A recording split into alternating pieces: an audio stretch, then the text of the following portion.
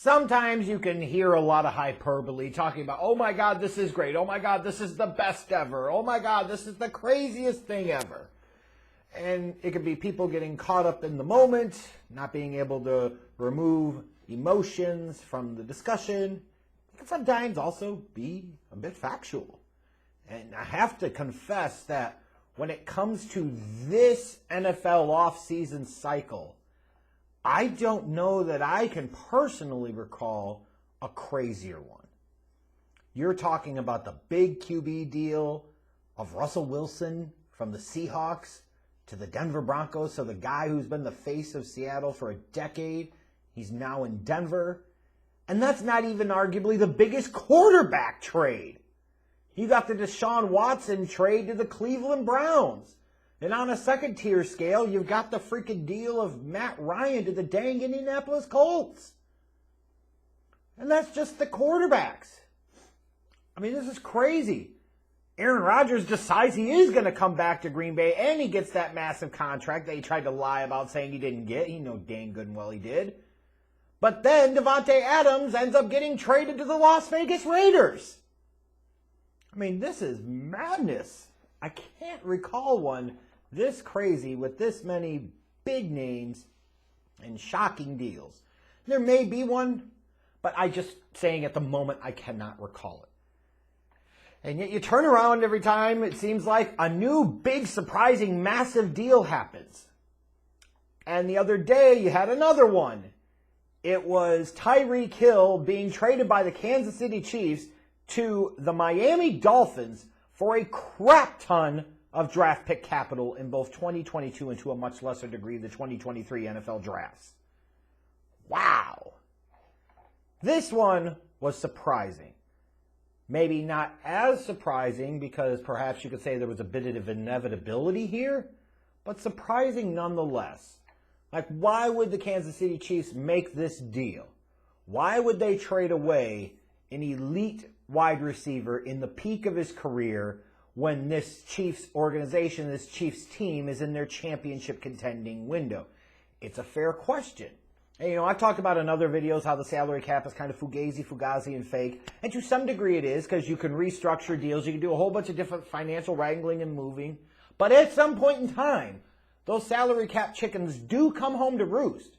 You can only kick the can down the road but for so long. Or you have to do something to kind of rectify and cleanse the salary cap palette.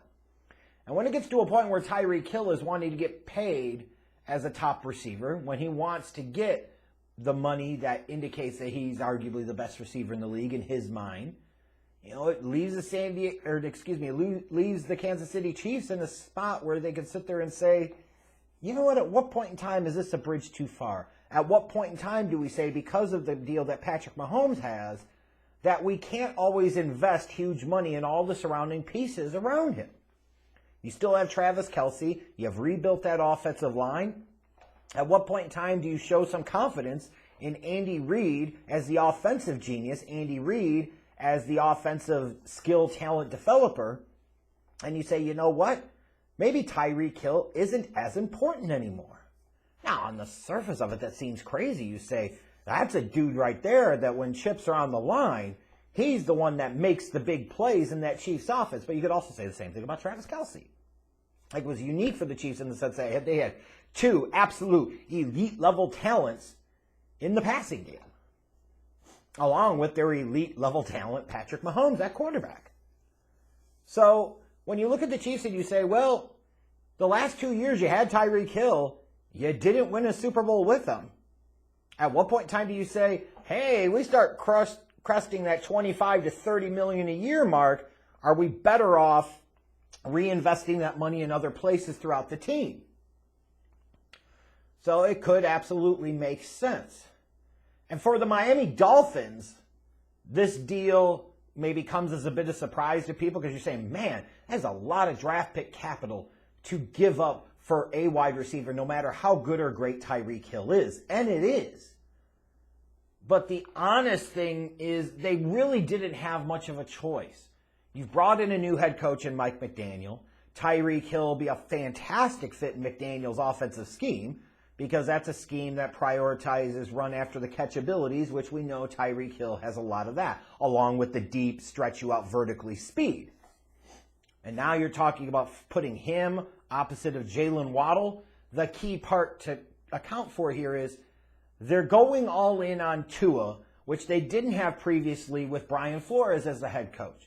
It was like the last 2 years, Brian Flores was always looking for an opportunity to sabotage Tua. He was always looking for an opportunity to undercut Tua, which is why it is clown school shit for anybody to sit there and defend Brian Flores. It is why it is clown school shit to think that any team in their right mind would have wanted anything to do with him and as a head coach in this offseason cycle. That's insanity. But now you've gotten to a point where the Dolphins weren't going to be able to get a quarterback in this draft that they could potentially replace Tua with. Making any of these big moves like that ultimately didn't happen. Deshaun Watson, Russell Wilson, Aaron Rodgers, none of those big deals materialized. So you're at a place now where you say, okay, we'll sign Teddy Bridgewater as the backup, and we got to go build around Tua and give him every opportunity to just succeed. We've got to give him every chance to show that he can be the guy. Because so much of what Miami's concerned with right now revolves around whether or not Tua can actually show that he's the guy. You haven't seen enough in 2 years to know that he is. You may have some reasons to believe that he's not. But you don't have enough to say 100% with certainty on one side of the fence or the other. Well, it is now year 3. It is now time to put up or shut up. And you got to find out. And the way to find that out, one of the ways, obviously, they addressed the offensive line by bringing in some guys like a Connor Williams from the Dallas Cowboys, is to go get another elite weapon, or get an elite weapon, I should say, for Tua to throw to. So now you look at that Miami Dolphins passing game and you say you've got Tyreek Hill on one side, Jalen Waddle on the other side, Mike Gesicki at the tight end spot, and you say, okay, their passing game has some weapons to work with.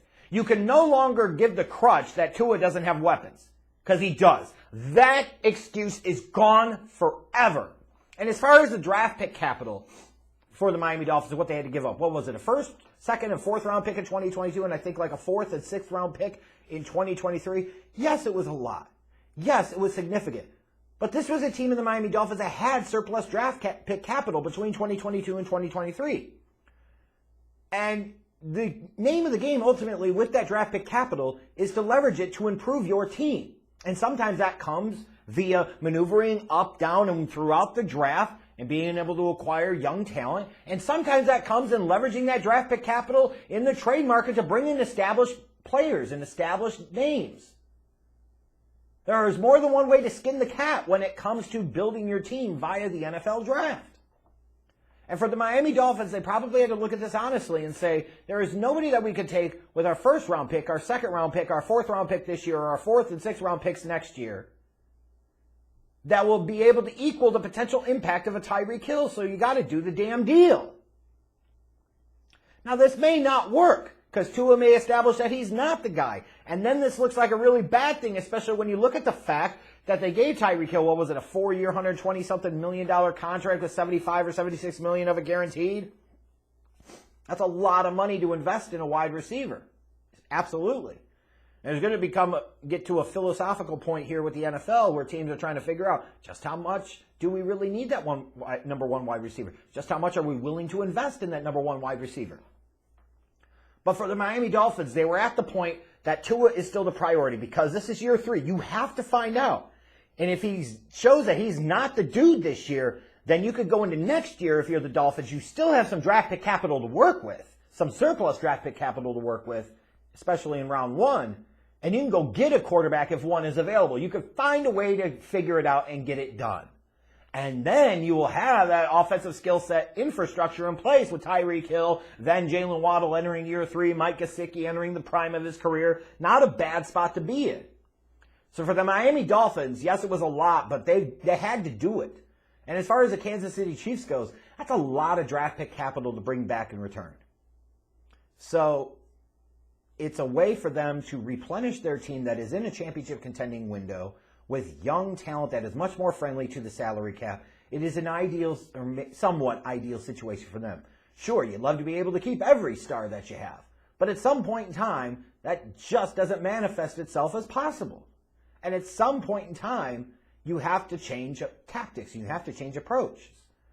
And you've went 2 years without winning a Super Bowl and you've had Tyreek Hill playing at a high level in both of those years, maybe you can figure out ways to build a championship contending team or maintain and keep a championship contending team without having to have so much of your passing game tied up in that number one option outside. It's just a thought.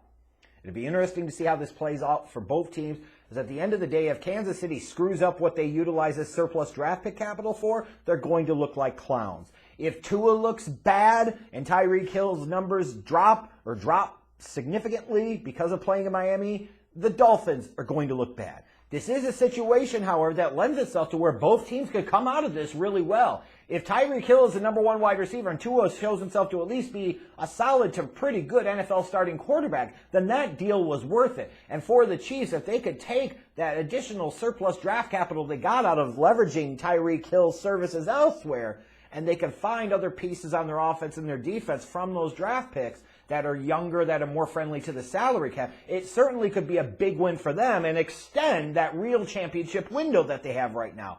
So this deal, to me, can work out well for both teams, could work out well for one side or the other, or both of these teams could ultimately look stupid at the end.